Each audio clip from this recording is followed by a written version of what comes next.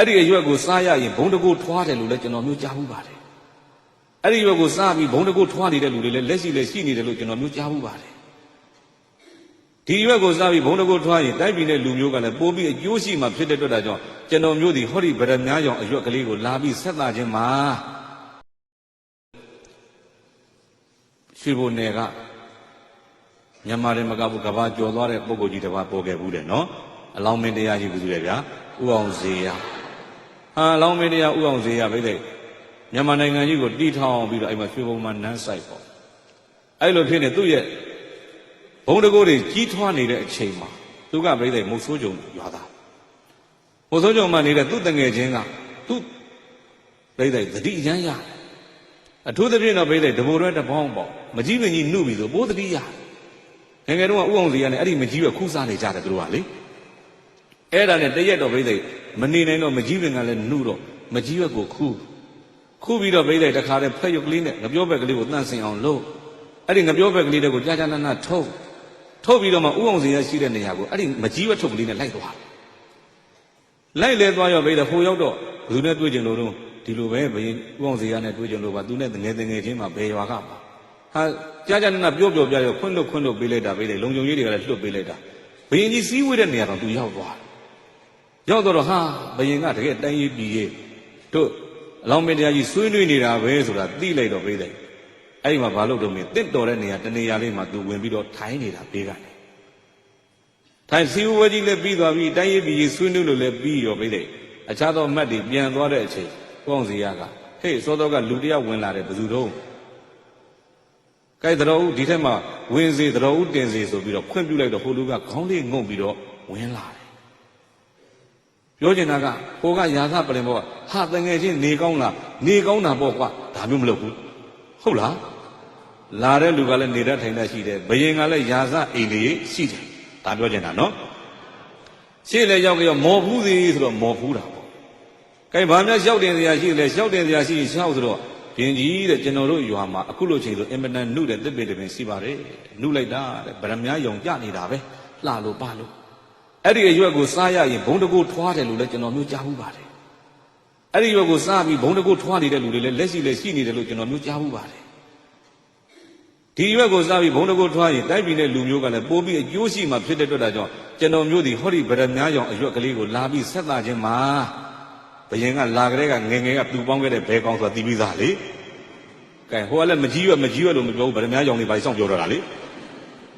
ဟာအဲ့ဒီမှာပြိသိ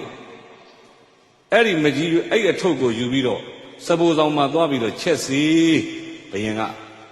ဒီသူငယ်ကိုလည်းပဲတစိုးလက်ဆောင်နေပြီးစီဒါမျိုးဗျဟုတ်လားဟာဟိုလူကပြိသိပျော်လိုက်တာကိုယ်တငယ်ချင်းတွေလည်းတွေ့ရစေလက်ဆောင်တွေကလည်းရစေ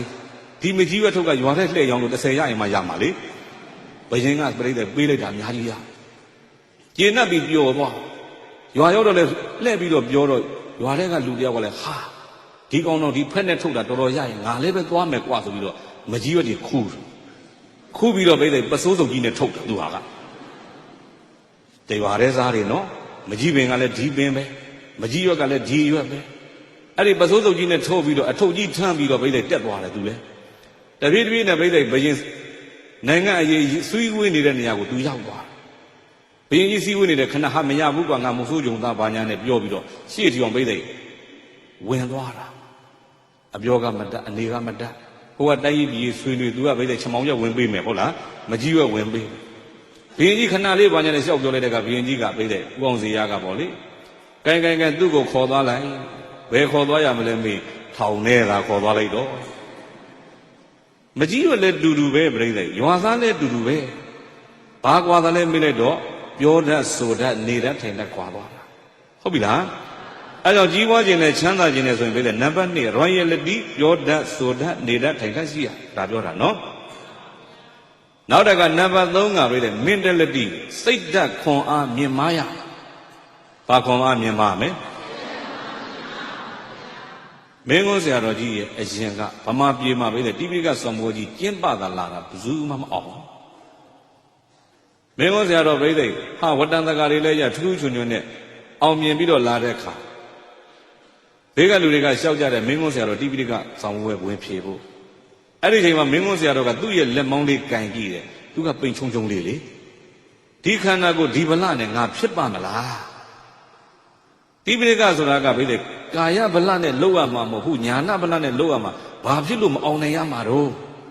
စိတ်ဓာတ်ကပဲမမြင်မာဘူးလားမြင်မာလိုက်တာသူ့ယူကိုကောင်းဖို့ပြောတာနော်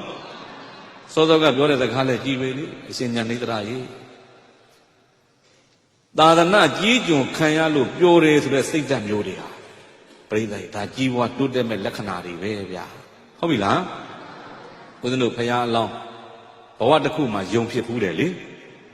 ယုံမင်းဖြစ်တော့ကောင်းကင်မော့ကြည့်လိုက်တော့ပြိဿတွေဟာမနေ့ပြန်လာပြမှာပဲ14ရက်နေ့ညမနေ့ပြန်လာပြမှာပဲဆိုတော့ဥပုံနေ့ကြီးဥပုံနေ့ဆိုတော့ငါဥပုံနေ့ဥပုသ်ဆောင်မယ်ဆိုတော့ပြိဿတွေဘေးကတငယ်ချင်းတွေလိုက်ဖော်ဆက်တယ်မြေခွေးတို့ဖြန်တို့မြောက်တို့ပေါ့ဖော်ဆက်လိုက်တဲ့ကပြိဿသူတို့ကလည်းသဘောတူတယ်ဥပုသ်ဆောင်မယ်ပေါ့အဲ့ဒီမှာဇကြားကတိသွားတော့သူတို့ဥပုသ်တကယ်ခိုင်မြဲမယ်မြဲ